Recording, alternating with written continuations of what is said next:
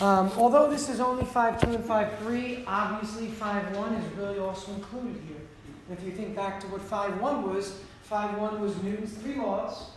Right? We need to know what Newton's laws are. And then the whole concept of F equals ma. That all came from 5.1, but we're utilizing that knowledge in 5.2 and 5.3. So you should probably study 5.2 and 5.3 math, right? A lot of the math we did and some of the theory there. But then definitely go back to 5.1 and look at the theory questions again. Look at the stuff that we discussed, not the math from 5.1. Though the math from 5.1 is not really going to be tested on this test. It was really simple, the math from 5.1. Some of the theory, some of the things that we really spent a little bit of time discussing in 5.2 and 5.3 really talked about free body diagrams and friction. Those were like the two new things that we introduced. We talked about other forces. We talked about normal force. We talked about a push and a pull at an angle, or flat, or horizontal, or vertical. But the idea of 5.2 and 5.3 was mainly mathematical. Unfortunately, your problem sets are due tomorrow. I don't see you tomorrow. So first of all, if you turn in a hard copy, obviously find me tomorrow, or put them in the mailbox. Either way is fine. But if not, submit it as the electronic version, please. But that also prevents me from saying, what questions do you have? Which I usually do on review days, I ask you guys, what do you guys want to go over? Did anybody start the problem set, or have you had questions on 5.2 or 5.3 homework or anything like that? Let me start with those. Either lady first. You guys pick. Mine doesn't refer to a certain question. It's just when we're solving certain equations or something, where do we start and how do we do it? Okay, so let's do a quick maybe example of the steps we should take when you're talking about a math problem, right? And we're talking about a math-based problem. So the first step I would take would be to visualize the situation. Now, you can visualize by drawing it or just in your mind. Okay, so start by visualizing. Second step, I would say, is draw a free body diagram. That's different from visualizing. So if I'm visualizing something, I'm thinking physically about the way it will move, the angles, all that stuff that's happening. When I draw a free body diagram, I'm literally drawing arrows. That's all I'm drawing. A bunch of vectors, arrows. Now, from the free body diagram, you're going to use your equations of motion. Oops.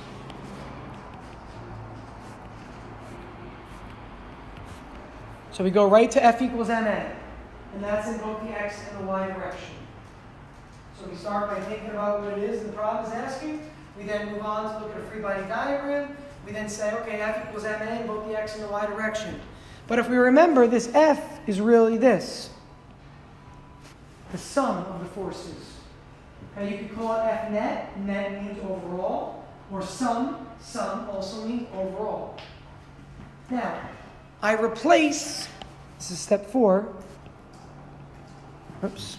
Man, I can't spell today. Replace sum of the forces with forces from the free body diagram. And we're going to do some examples. I'll do one of these today, just to give some steps along the way for those that like order of operations and stuff. So replace the sum of the forces with whatever forces you see in the free body diagram. Okay, that's where this gets replaced. The acceleration, we can write a note down, and we jot a little side note down. Acceleration equals 0 for two things. 1, constant velocity, or 2, no motion. And think of static friction. That's when we have to alter acceleration. If it's moving with acceleration, you'll have the number or you'll be solving for acceleration. So the problem will say, find the acceleration. So that problem will be solving for that. Whereas if the object is moving with a constant velocity, or there's no motion at all and you're trying to overcome friction, static, right? That's when you're going to set acceleration equal to 0. The fifth step after we replace those forces is to solve for Fn in the y direction.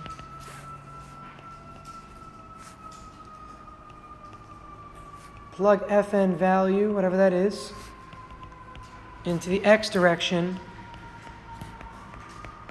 and solve what remains. I don't know what to put for that because it depends on what you're solving for. So at the end, you're going to solve for Fn in the y direction, and then use that number to plug into the x direction and solve for whatever you're looking for.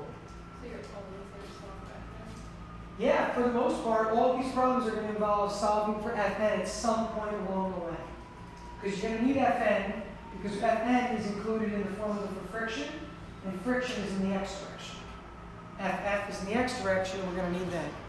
I should put a little side note with visualize, maybe also put break force at angle into components. And that's, if you recall, what we did yesterday. That's the very beginning.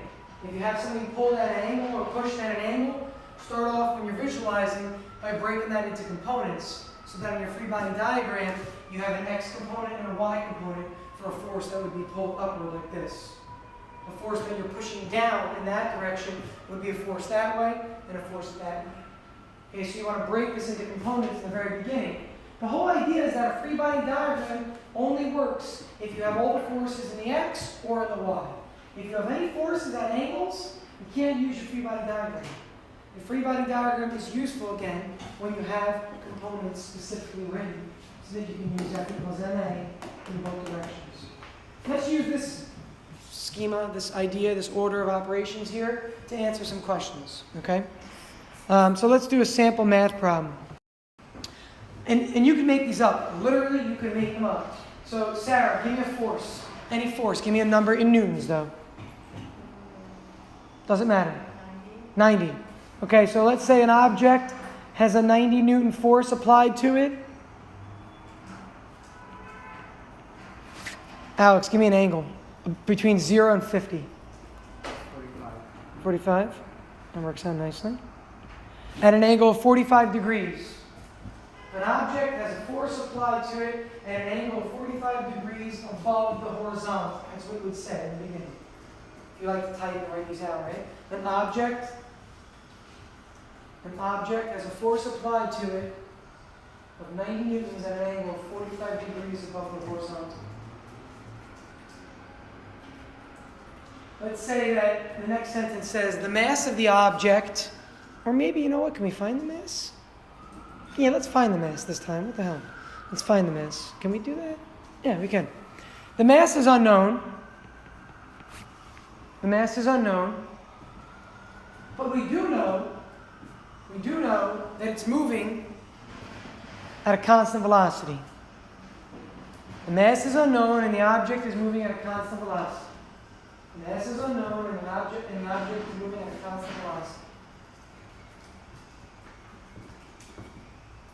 If the coefficient of kinetic friction is 0.3,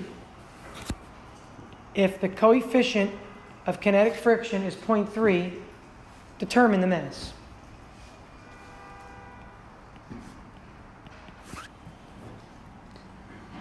So I'm starting by visualizing this and thinking about the scenario. I'm listing some givens. I'm trying to think about what acceleration might be.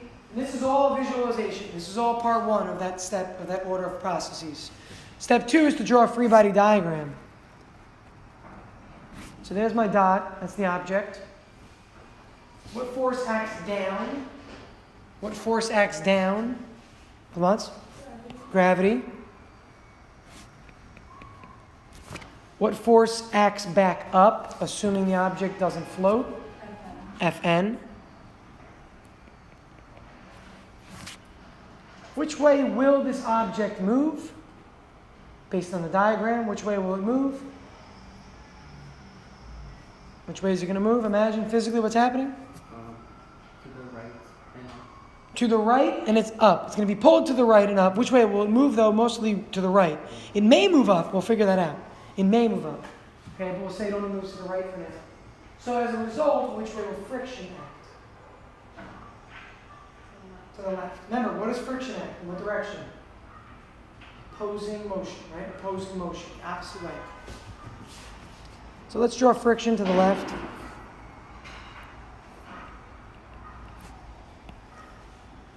What haven't I drawn yet? the one thing I haven't drawn on my free body diagram yet. Alex mentioned it a minute ago, what have I not drawn on the free body diagram? That force getting Yeah. pushed. And that force has two components to it, right? Because it's at an angle. So what I'm going to do is I'm going to draw an arrow this way. And then again, I'm going to draw another arrow stacked on top this way. The arrows in black are showing the 90 Newton force at that angle. How would I attain the values in the x and y direction? What's my formula for each direction again? Same as velocity was. What do you got, Em? For the Either one. direction, it would be 90 plus 45, and then for the y direction, 97. What are those values going to be compared to each other? Quick answer, quick answer. Good, the same. How come?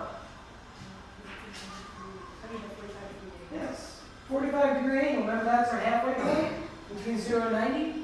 Whenever anything is at a 45-degree angle, the cosine and sine are the same. I'm giving you hints right in your math class. For third quarter, you can do this kind of stuff. Cos 45, sine 45. They're both 0.7071. So you're going to take 0.7071 times 90 in both cases, which inherently gives you the same number for both of those components. That's fine. It just means that this object is being pulled to the right and it's being pulled up with the same amount of force. If I were to lower my angle a little bit, then I'd be pulling more in the x direction. If I were to lift like this at the side but at a high angle, I'd be pulling more in the y direction. Alex used 45 degrees, good example for this. That helps us to remember that when we're at 45, those forces are going to be identical. So step 1 and 2 are done at this point. We visualized it, we drew a free body diagram. Step 3 was to take a look at our governing equations, right? Our governing equations. And our governing equations in this problem, what are they? What are the governing equations? Yeah, in both directions.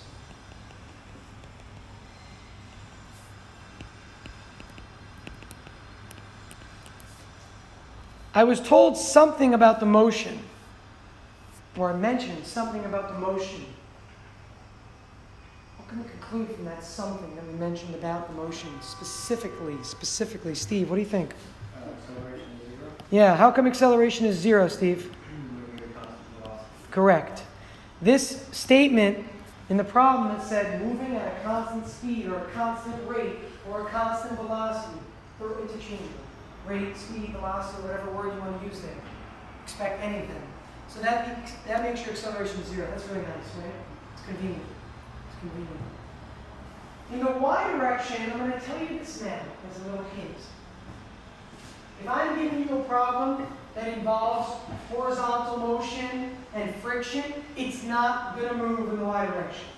I'm telling you that now. Okay? In this course, whenever something is combating friction horizontally and sliding like this, it's not going to move in the y direction. If, though, listen carefully, I were to pull up on this object only, and I'm not concerned with friction, I'm concerned with whether or not it's lifting off the table. Remember that example we did? Then you can have vertical acceleration if you do lift it off the table. If your force pulling up is not enough and you can't lift it off, then there's no acceleration in the y anyway. But for these problems where there's some sort of horizontal motion occurring and there's friction involved, this will always be 0 over here. The vertical acceleration. This will not always be 0. This is 0 if it's moving with a constant velocity, or if it's not moving at all, and that's when we talk about static friction. In the next, Wait, why is A and the Y 0? because when I look at this problem, Alex, although theoretically, if I pull at an angle, I could be lifting this off the table, we're going to make the assumption that when we move things horizontally, we're not also going to move them vertically with forces. Okay, we can move only vertically or only horizontally, but we're not going to look at the situation where both are happening. Okay, so because I know that this was moving horizontally with a constant velocity or constant speed, we'll assume that this is going to be 0.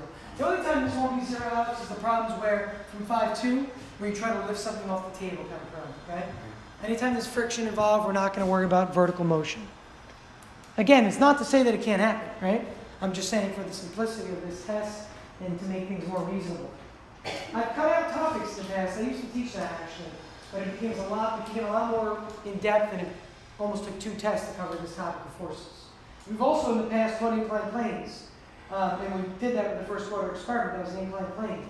So what I'm going to do this year is post a document for those that are interested in inclined planes, because if you go on next year and you want to take AP Physics, you need to know about that. So we're not going to cover that in here. That would be a whole other unit. Okay, so we're not going to have time for that.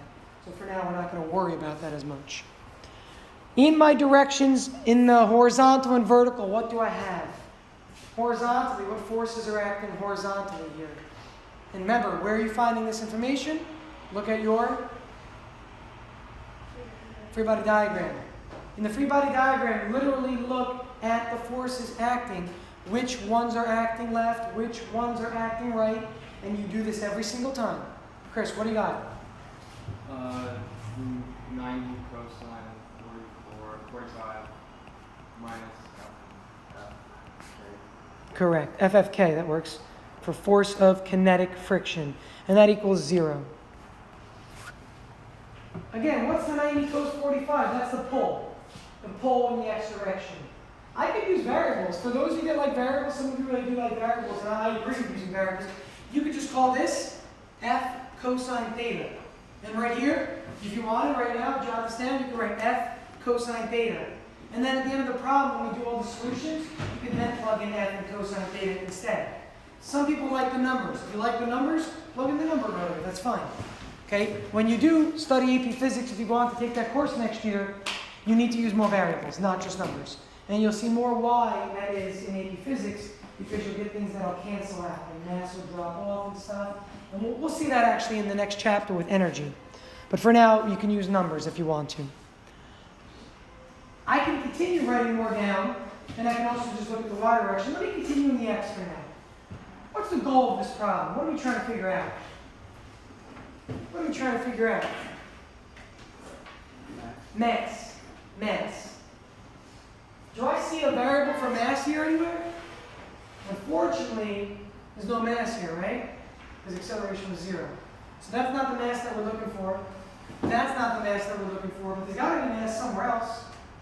It's not here, but I can at least start by writing a formula. What's the formula for the force of friction? What formula? Good. Mu times the normal force. So let's jot that down.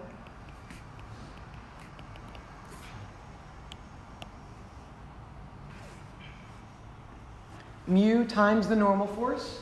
All right, so far so good. Mu is given as 0.3. You can plug it in or just remember that this is given.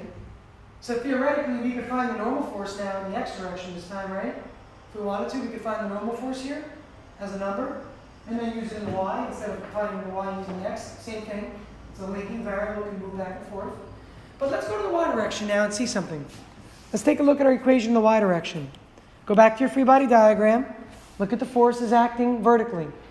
I see 3 forces acting vertically. Alexa, what are those 3 forces acting vertically? The ones acting up and down only, I'm asking, right? Up and down. Fn and Fg, and what else? Vertically. Up and down only. This is horizontally, this is horizontally. Vertical, vertical, and it's also vertical, right? Up and down. So if I list those forces, how would I list them, Alexa? What would I do? My goal is to think about the sum of those values. Use your x to help you if you need. Which of them are acting up? Which of those forces are pulling upward?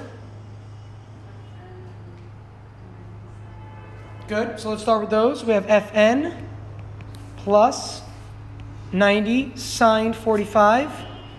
And then what am I going to do after that? What's my last step? If something's acting down, we'll do that. If they're acting up, I call them positive, so acting down. Yep, so we'll put a negative Fg right here, and that's going to equal 0. So here's my equation in the y direction. Here's my equation so far in the x direction. Still, I don't see mass. Anybody see mass anywhere? Where do you see it? Good. I like that you asked that question. You don't physically see it. What's the formula for Fg? It's m times g, right? So let's replace that with the formula for it.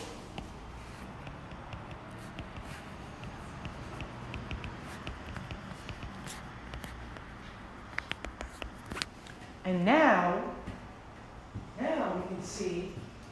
that if we're looking for mass, we have it right here. We have G, it's 9.81. Technically, we have Fn. Fn can be calculated from the x direction. Mu k was given as 0.3. Plug in a 0.3 here, you have this number, find Fn, move Fn over here, and then go ahead and find mass. So this was your question earlier. You said, are you always going to go find Fn and move it? Yes, but sometimes we can go from the x to the y instead. Sometimes we find Fn over here and move it over here. I could have done it that way too. Look, solve for Fn here. Move this over and move this over, right? Move both these terms over here. That'll give you Fn. And then plug in that whole expression over here, and you can solve for mass on this side. It doesn't matter. It's 6 1/2 dozen, right? Doesn't matter which way you approach this. Either get Fn here, plug it in over here, or get Fn here and plug it in over here. Either way we do this, we can then solve for mass.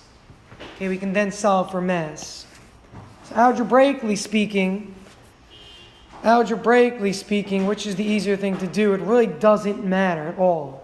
So if you want to do it the other way, I'll do it this way for now, just to show you guys the difference. So I plug in for mu k with 0.3. I can solve that for Fn.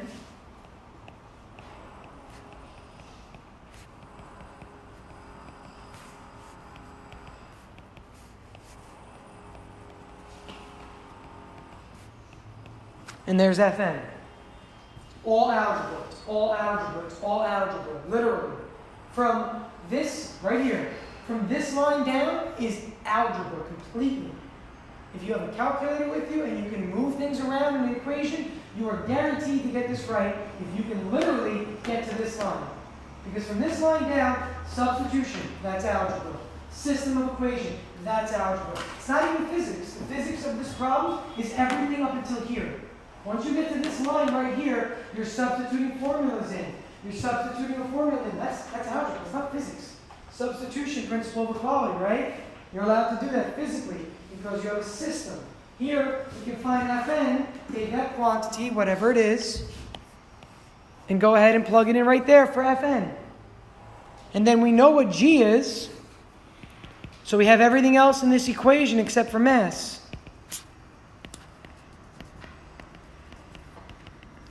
What does 90 cos 45 times 0.3 come out to be for Fn? What do you got, Maria?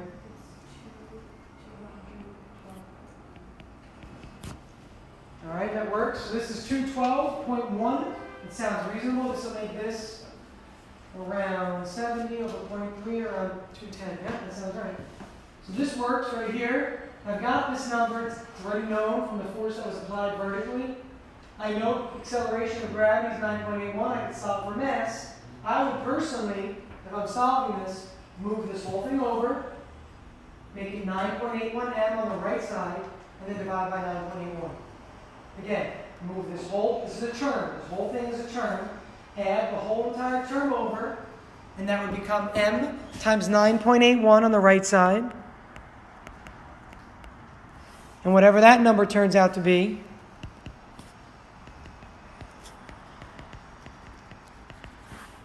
and then divide that whole thing by 9.81.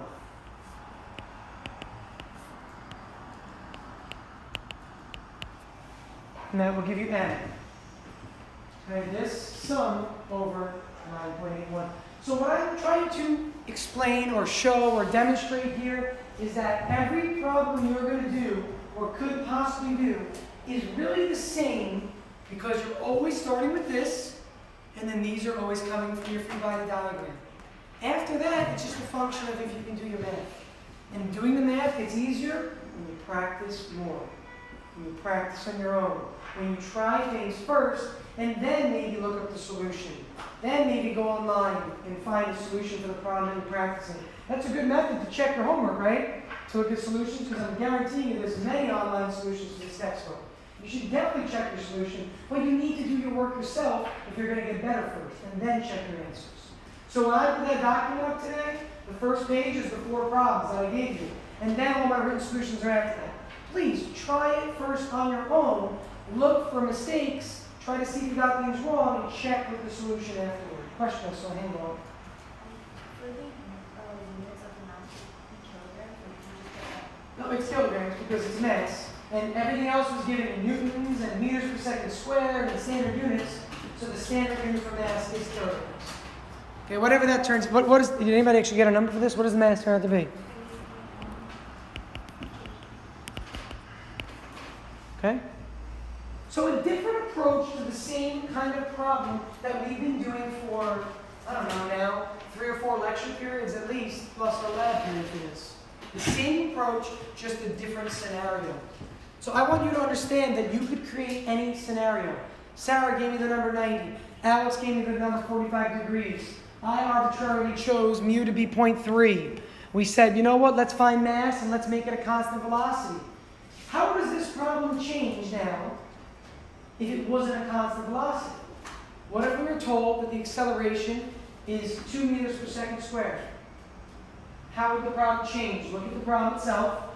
Acceleration is now 2 meters per second squared. Where's the change going to occur?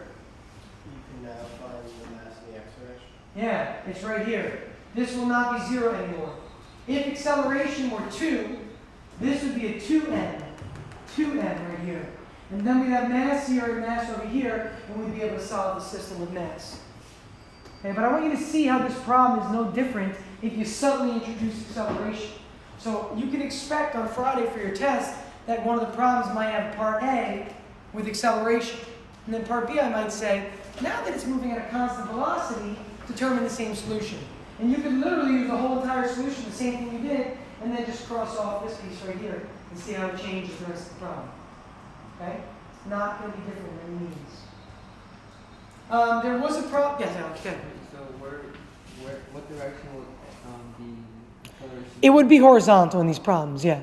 Unless it's a problem where I give you that you're pulling vertically and trying to lift something off a table, then that could be vertical acceleration. But because we're looking at where you pull an object at an angle, we're talking about lateral motion here. Okay? Almost all of the math problems are going to be lateral motion, horizontal motion. Let's look at that's not, though, in case. Okay, did you have another question, though, you want to ask? Yeah. Good. Problem sets. Go, yeah, ask. Go ahead. Question number 84. Like it talks about how the sled is 4.6 kilograms and is pulled across a smooth ice surface. The force acting on the sled has a magnitude of 6.2 newtons Okay. and is in a direction of 35.0 degrees. Degrees. 35.0, and what was the other one? What was the force? How much? 6.2. 6.2 newtons. Yeah. Okay. How fast is it going after being pulled for 1.15 seconds? Okay, so this is combining forces and old school kinematics. Right? We have because it says how fast is it moving, that's velocity. So in this problem, it's moving across ice. Does it say to assume it's frictionless? Yeah. Whenever you see a problem that says an object is moving on ice, the reason they say ice is to say assume it's frictionless. Because it's frictionless, I have no F pulled back. I have no force of friction pulling back. So my free body diagram for this will be the weight pulling down, the normal force pulling up or pushing up, the 6.2 force in both directions.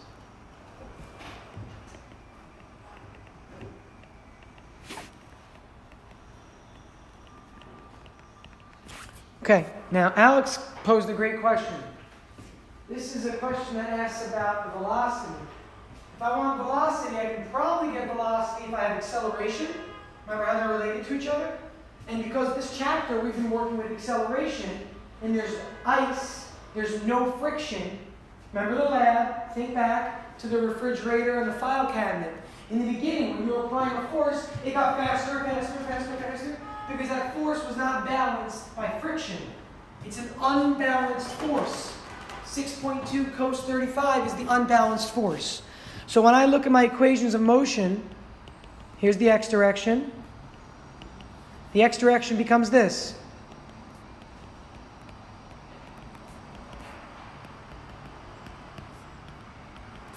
That's what the x direction becomes. There's no friction in this problem, so I don't have minus FF right here, which I normally have had in the past, right? Now, the question is asking about velocity after a certain time, which means the velocity must be changing. If it was constant, whatever the velocity beginning with the velocity end. So we're trying to find the velocity after 1.5 seconds. If I know time and I know acceleration, I can find Vf. Remember, Vf equals Vi plus At? So in this problem, I would just solve for acceleration, Alex. Once you have acceleration, you'll get a number. Use this formula right here. It says it started from rest, so that drops off.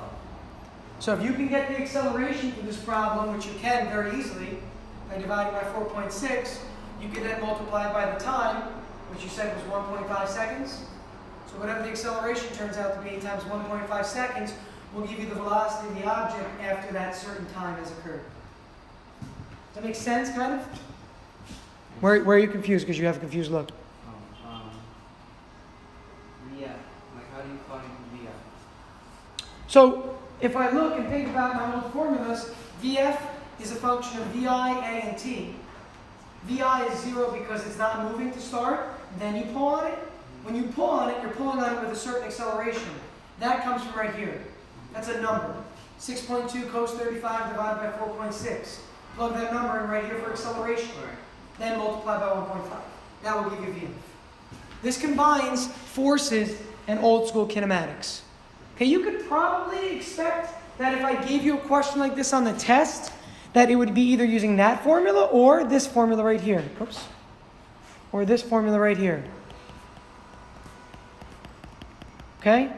It's going to be one of those two formulas on the test if it's like a part B. In part A, I'll have you find the acceleration, and then using that acceleration either here or here, given the time maybe and the initial velocity, you can find how far it's traveled or the speed with which it's traveling after a certain time has elapsed. So these are old formulas, but they can be utilized in this section. How come it's like those formulas instead of the one?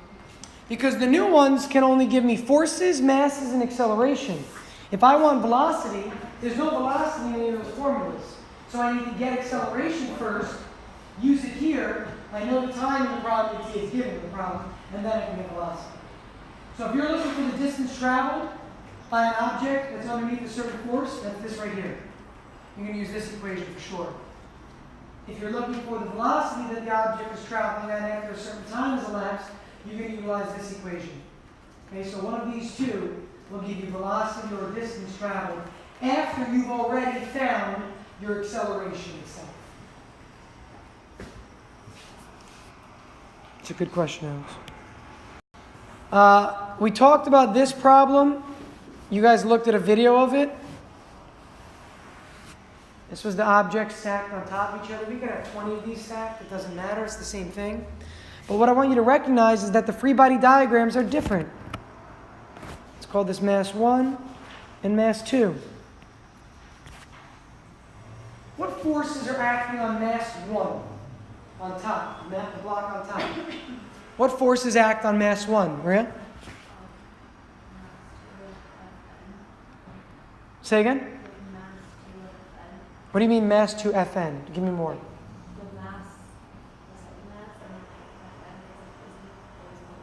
Good. So the reactive force from the upper surface of the second object, that's Fn. And what else, Maria?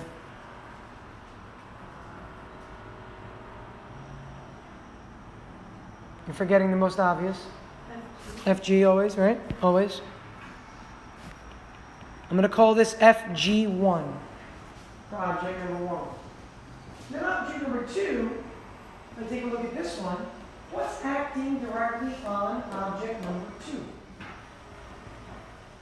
What forces are acting on object number 2? Steve? Downward Fg and downward. And the upper mass also? So here's how I'm going to draw this. Watch. I'm going to go with another arrow and also put Fg1, the weight of the upper object. Remember, what's acting on this object? Its own weight, that's Fg2, but the other object is stacked on top, so it's pushing down, so Fg1 is acting on the bottom object. The weight of the upper, this is the weight of the upper object acting down on the lower object. What's keeping these things, or what's keeping mass 2 from moving? I have to have a balance here, right? Or else it's going to move. Yeah. And that's a different Fn. This is Fn from the table. And as Maria was mentioning, the other one is Fn from the second mass. I'm giving like crazy substitutes right now. I know there's a lot. This is Fn from the table pushing back up on this object. This is Fn from the bottom mass pushing back up on the upper mass. So we did this example with example 2 and 5 here. I had you guys watch it. But I want you to recognize that a multi-mass system has multiple free body diagrams to it. Okay, there was also the example you looked at, I think it was last night, with the little pumpkin that was moving with the little chain that was being pulled on it. And that one also would have two free body diagrams. You had the pail of sand that you were filling up, and then the pumpkin that was also there. Two separate free body diagrams. Again, they're related to each other, but you draw them separately. Questions beyond? Other questions? 5-2, 5-3 homework.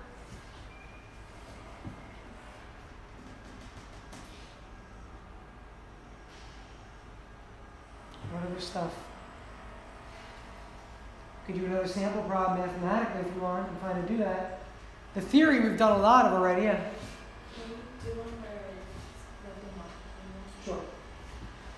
So let's look at this is an example where an object may or may not move off of a table or off of a surface given a certain amount of force. So let's say the object. Let's make this a little bit tricky.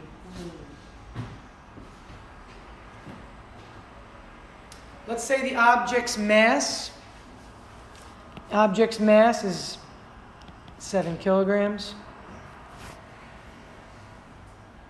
And the question is, let me think. There's only one way to really word this, unfortunately, so this actually makes it easier for you, I think, in the end. The question is, if a force applied upward of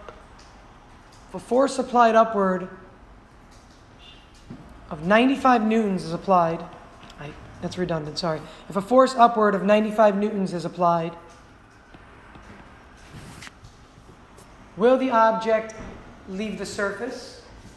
If so, what's the acceleration? If not, what's the normal force?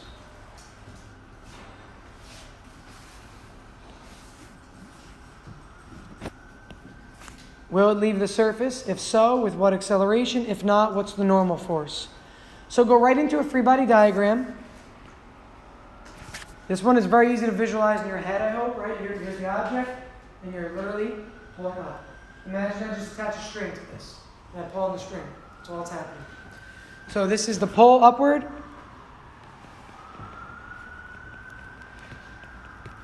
This is the weight downward.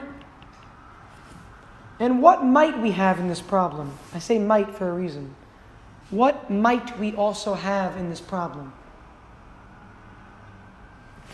No force. Why did I say might? Because if it doesn't lift off, Correct. If I try to lift up this eraser and I don't have enough strength to do it, there's still normal force. But if I do have enough strength and I lift it off, is there any normal force there? No. Normal force only exists if the object is on a surface. Or, I should say, against the surface. Remember this example? I did this one with you guys in the beginning. This was kind of a tricky one, actually, if you want to jot this idea down. When you push against an object that's on like a wall, why isn't it falling? What did we talk about? Why isn't this one falling? Actually, let me hold off on that question. Let's finish this, then I'll get to that, because I don't want to confuse anyone. So here, if I'm looking at this solution, I can see that I'm only looking in the y direction. So in the y direction, I can write the sum of the forces. I have Fn up, possibly.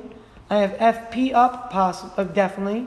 I have Fg down, and I possibly have acceleration. Now, how do I continue through a problem like this? I have to actually come up with numbers here. I need to actually figure out what the weight of this object is to see if the pull overcomes the weight. If the pull overcomes the weight, this goes away. If the pull doesn't overcome the weight, this goes away. It's either one or the other. So does the pull overcome the weight? What does the weight become?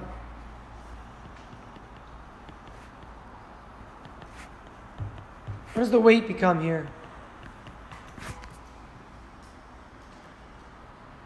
And I'm doing that higher up in the problem because I want to know what the weight is before I start using formulas and stuff. What is the actual weight of this object? What is 68.67? So, is the person strong enough to lift it off the table? Is the person strong enough to lift it off the table? Yes, How come? because it's over, that not that. Yeah. This is when you have to be at least this much force, right? That's how much it weighs. And we saw that we lifted with that much force. So it does lift off the table. Since it does lift off the table, right? It's gone, right? It lifts off the table, so there can't be normal force. Normal force is only when the table pushes back up. If I'm strong enough to do this, look at it, there's no normal force anymore. It's not on the table. So because of that fact, this equation becomes this.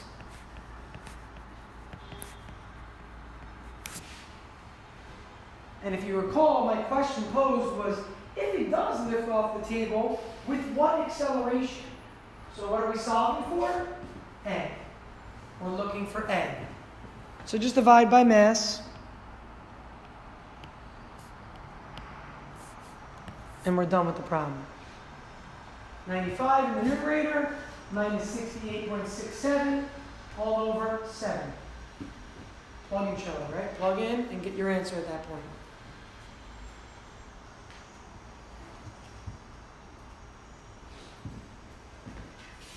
Let's write a little note.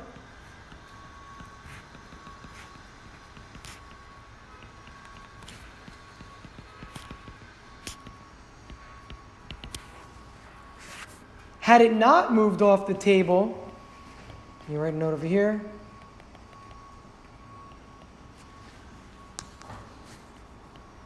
Okay, that's why we crossed that out since it moved up. Had it not moved off the table, what would this equation have become? Quick. What would it become? If it not moved off the table. Chris, good. It'd be the same thing, but normal force would say. Yeah, but there is one other change, Chris. If it doesn't move off the table, we can conclude. The acceleration. Yeah, that's what the equation would have become. Think about it logically. If it didn't move off the table, it still is on the table, so it still has a normal force. But if it's not moving, it's got no acceleration now. So if it doesn't move off the table, you're going to find normal force. If it does move off the table, you're going to find your acceleration instead. Okay, if you don't understand this question, and I talked about this one here, I'm pushing against the wall, normal force is pushing back. Gravity wants this thing to fall, which is why when you let go, it actually falls. And instead of falling, because it's not, friction is pushing it back up. This is a very confusing one. It wants to fall down, friction pushes up here. Feel free to come today after school. I have office hours after school today. I will have them tomorrow too, but not too long tomorrow actually. Okay, so if you want to come, today's a better day to come for office hours. If you need to come by, just work on your problem sets. Come by here for an hour to get your problem set from and ask me questions as you're here.